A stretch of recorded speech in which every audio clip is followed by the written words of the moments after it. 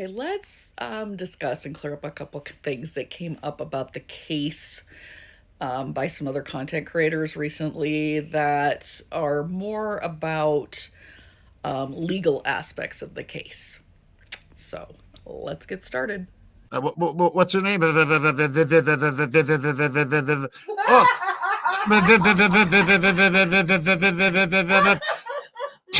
Titties! Yeah, that's what it is!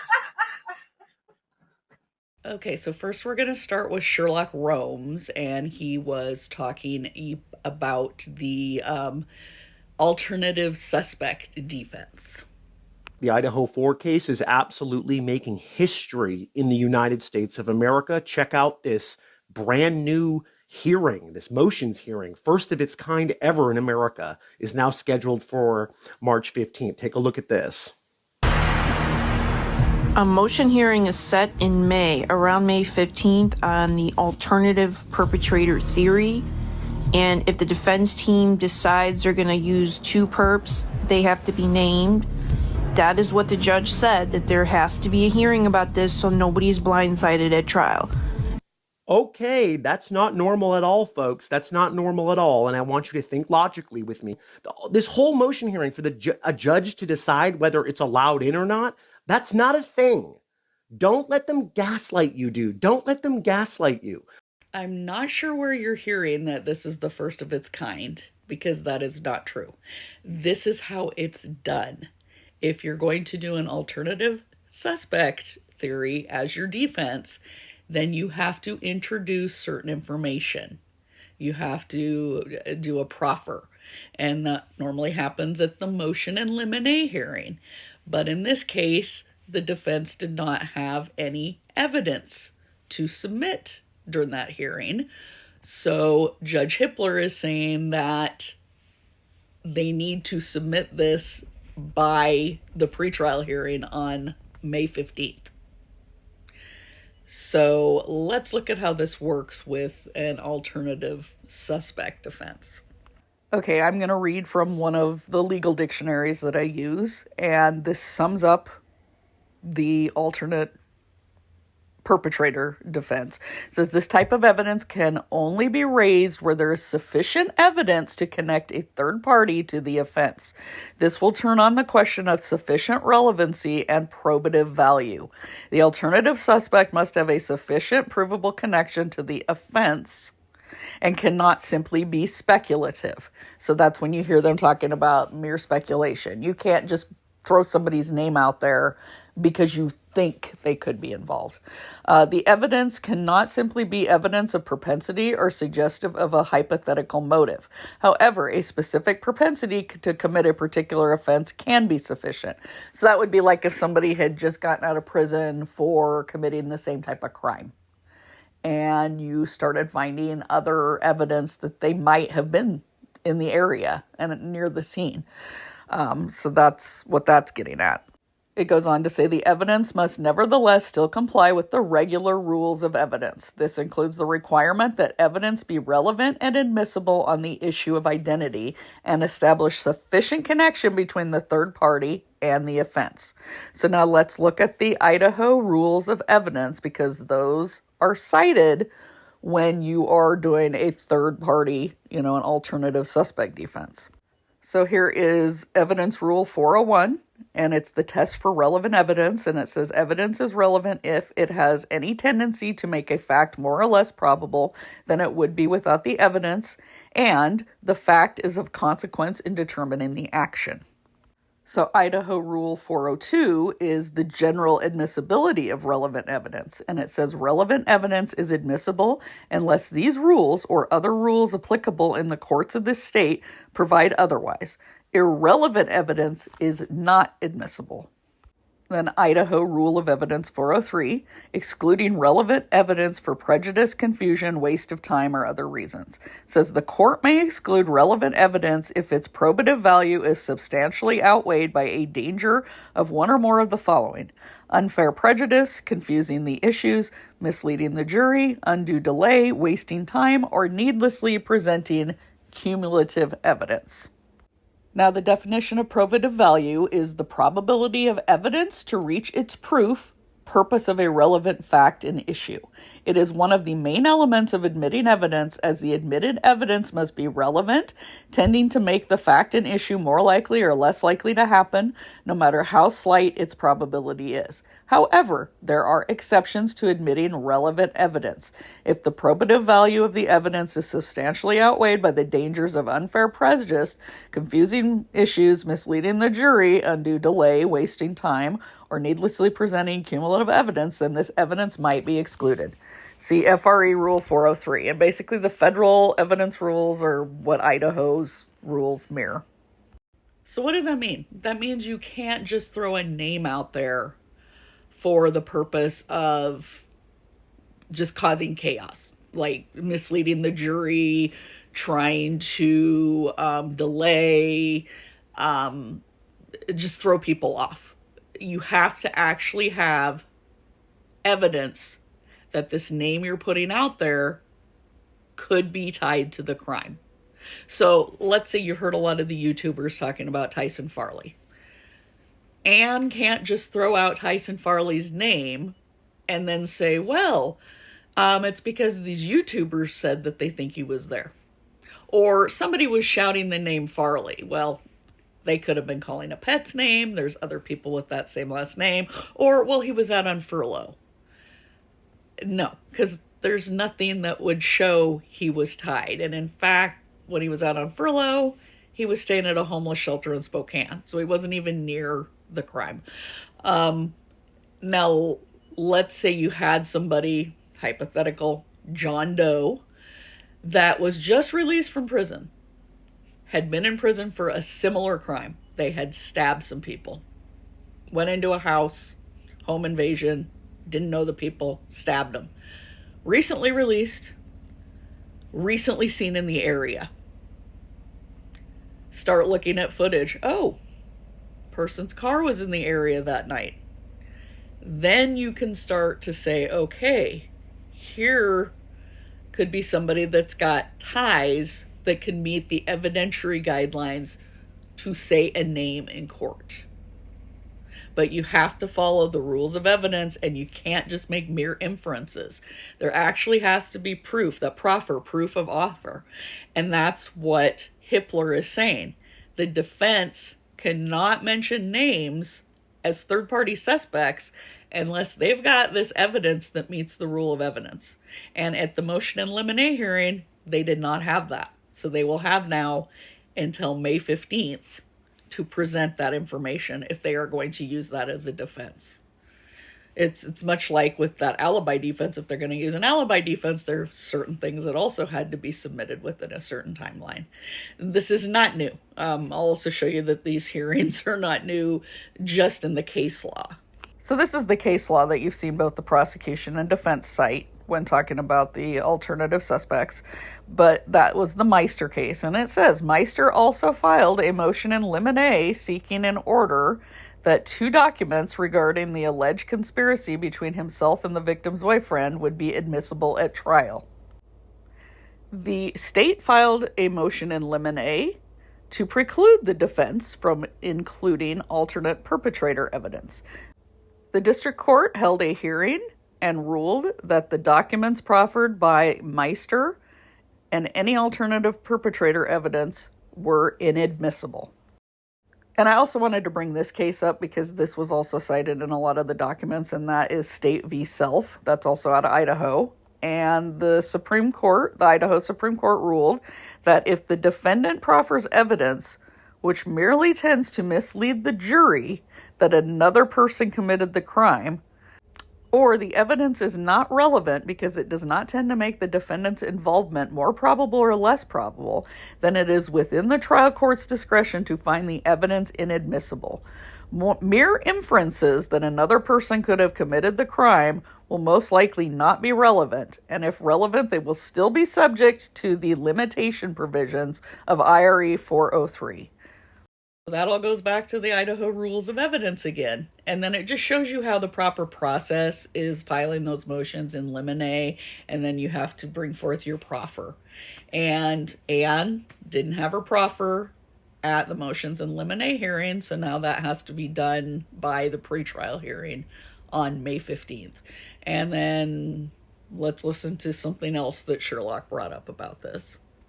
You cannot ban the defense using an alternative suspect defense. That's not a thing. That's never been a thing in the United States of America in over 200 years. And that's absolutely not true. And I just showed you how you can be stopped from bringing up alternative suspects at trial. Now, what they can't ban a defense attorney from doing is saying, I don't believe my client is guilty. I believe somebody else did it because of X, Y, and Z. So like how Ann Taylor is going to bring in an expert to say that they think there was 2 suspects and 2 weapons. That's how you can get around the naming of someone. But once you go ahead and name someone, you have to have a proffer of evidence that meets the evidence guidelines. You cannot just put a name out there willy-nilly and say, my client didn't do this because this suspect did it, or we believe this suspect did it. So if Hippler looks at this evidence that she's going to bring forward by May 15th and said, nope, that doesn't meet the guidelines, then all she's going to be able to do at trial is say, well, we believe somebody else did it because of the extra blood in the house or because of this. That's all she's going to be able to bring forth. She's not going to be able to actually name a name. So yeah, nobody's banning them from saying that there could have been another suspect, but they could be stopped from actually naming someone, and that happens all the time. This is not new. That's why these things have to be vetted. That's why you do these motions and bring forth evidence to try to be submitted and see if it's admissible. Now, let's talk about the Constitution. Still kind of on the same thing here, legalities. And one content creator, Miss Potts, was not very happy that Judge Hippler said the following.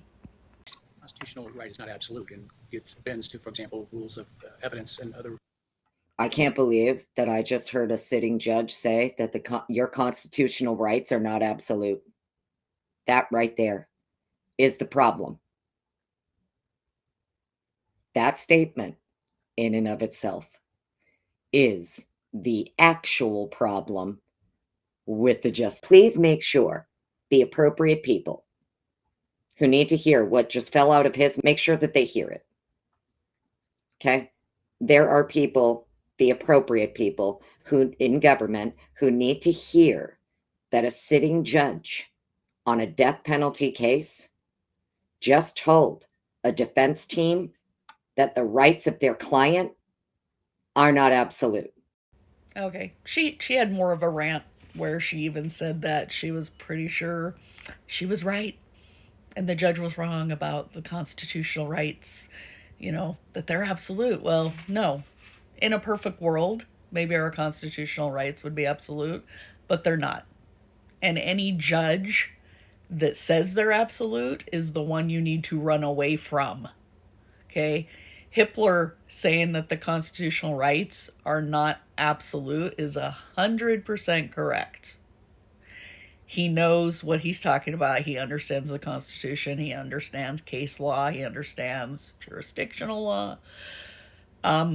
First example of a right that's not absolute, First Amendment. We have time, place, and manner restrictions on protests. Fire in a crowded theater. You can't yell that in a crowded theater. You'll get arrested because it can cause harm to others. Libel, slander. Those aren't covered under the First Amendment. Second Amendment. Can a 5-year-old go into a store and buy a gun? No, because we have restrictions on that right as well. Sixth Amendment. If you look at Hippler with his order that came out today about the family in the courtroom, discusses some of the limitations on the Sixth Amendment. Let's take a look at that. So here in the document that came out today, from the motion in limine hearing, he does talk about for the families at trial. It says, however, like other constitutional rights, a defendant's right to a public trial is not absolute. And he cites United States v. Yazzie. And then he says the right to an open trial may give way in certain cases to other rights or interests. And that's Waller v. Georgia. And then he talks about partial closures of trial. Now, in the footnotes, he does state that the 4 exceptions to the rule in the Rivera case do not apply. And what he's going to do is, if we go to the second page here, is he is going to have the prosecution do a list of which Kohberger family members they intend to call for trial and the purpose of calling each one. And then they're going to have to look at when in the trial they would be needed, because basically Hippler's wanting to have Kohberger's family in there. He's granting that their family can be in there. But so they're going to have to be called basically early on if they're going to have to be used as witnesses. But let's get back to that Sixth Amendment, other rights not being absolute. So in the Yazzie case, the courtroom was closed when the minor witnesses testified, because it was a case that involved child SA, and these were underage witnesses. So to protect them and to protect their rights, the Sixth Amendment right of the defendant was pushed aside because his right's not absolute. And then in the Waller case, it dealt with wiretaps, and there was some people who were heard on the wiretaps that were innocent of anything. So the courtroom was closed so that nobody from outside could hear those innocent people that were on the wiretaps. Because again, their rights were being protected. See, I don't know if you've ever heard the phrase, your rights end at the tip of your nose. And that's because if you go up and butt up right up against somebody else, you can't expect to be able to overrun their rights. The government has a duty to protect both of our rights. And if one person's are starting to push into the others, then they have to find that happy medium. And that's why rights are not absolute. So you have a child that's going to be a witness that shouldn't be identified, the public should know about. Your right to a public trial is going to be set aside during that portion so that that person can testify. So even though there was no like case law about Kohberger's family being out of the courtroom, there is no right that says his family can be there. The Sixth Amendment doesn't explicitly say that, but that's always been kind of what has been understood. So Hippler is allowing that, but he is absolutely correct. Our constitutional rights are not absolute. Anybody that tells you they're absolute, run the other way, because they have no understanding of the Constitution at all. When the duty comes in to protect everybody's rights, unfortunately, sometimes some people's rights do get pushed aside. I just cited it, fire in a crowded theater. You don't have the right to create chaos and cause injury by yelling that in a theater. You will be arrested. You can't say, oh, I have a First Amendment right to free speech and it's absolute. No. Once you cause harm to somebody else, that's so you're wrong if you think that the judge should have said rights are absolute. Judge Hippler's absolutely correct. I'm glad that he is a judge like that. Hippler is a gem, and I'm surprised at how many people don't understand how rare that is. He understands the law, the Constitution. He's a walking encyclopedia of case law.